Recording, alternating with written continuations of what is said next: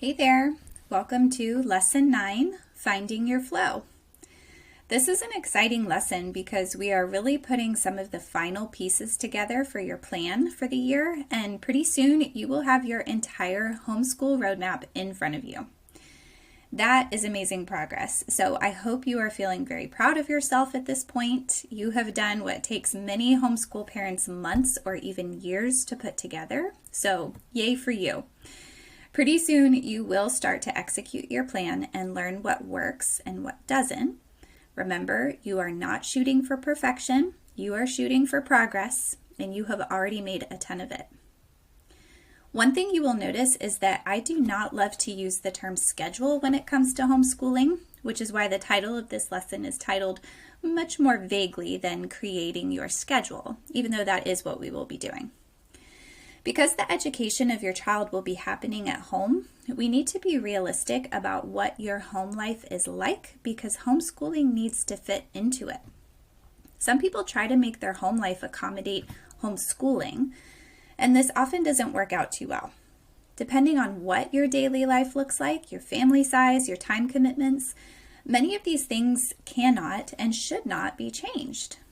If you have a big family, there will be a lot of noise and activity around your home. If you have set work hours, those need to be kept. And home life is going to include the unexpected. Someone spikes a fever and needs to be in bed. A friend or a neighbor pops by. A toddler starts teething and needs lots of extra cuddles. Soccer practice got moved to another day.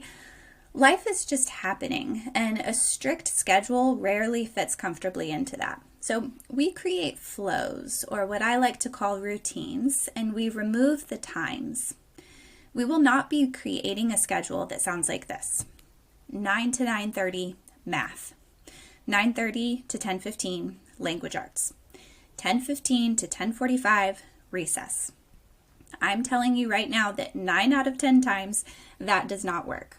Public school can pull that off because everything is happening in a school building and life is not happening around everyone else simultaneously. But shedding the times is really freeing and allows for so much more creativity and spontaneous learning that makes homeschooling so much fun. So let's dive in. Now, there are many school schedules to choose from. Some do school year-round and are on a 6 weeks on, 6 weeks off schedule. If that's you, that's fantastic.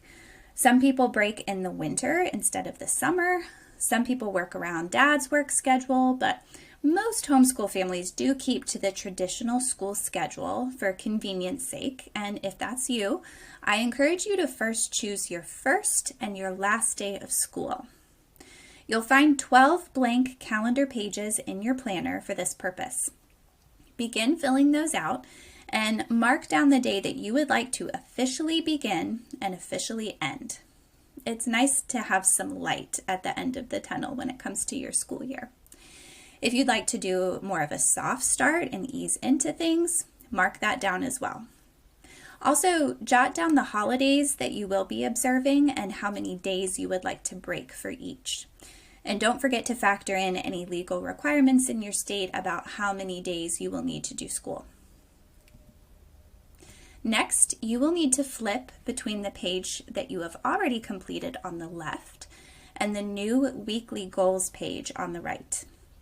Write your student's name at the top and their grade level for your own records. Then, you're going to go down the list of each subject and, noticing how much time you marked that you would like to spend, begin to mark each one down in your weekly schedule. I continued with Annie's schedule to help you visualize this. So Tuesdays are our co-op day, so all of our school is done outside of the home on that particular day. Mondays and Wednesdays through Fridays, we are doing math and language arts every day. Science is on Mondays and Thursdays, and spelling is on Wednesdays and Fridays. We also read every day except Tuesdays, and I did not write down typing since that's an as needed, but I could have put it in parentheses at the bottom. Then you're going to sort each subject into your guided work and independent work categories so that you can know how much time you will need to spend with your student at a glance. This will really come in handy in a few minutes as well. One thing I would like to explain before moving on is afternoon leftovers. As we've already talked about, your mornings will not always go as planned.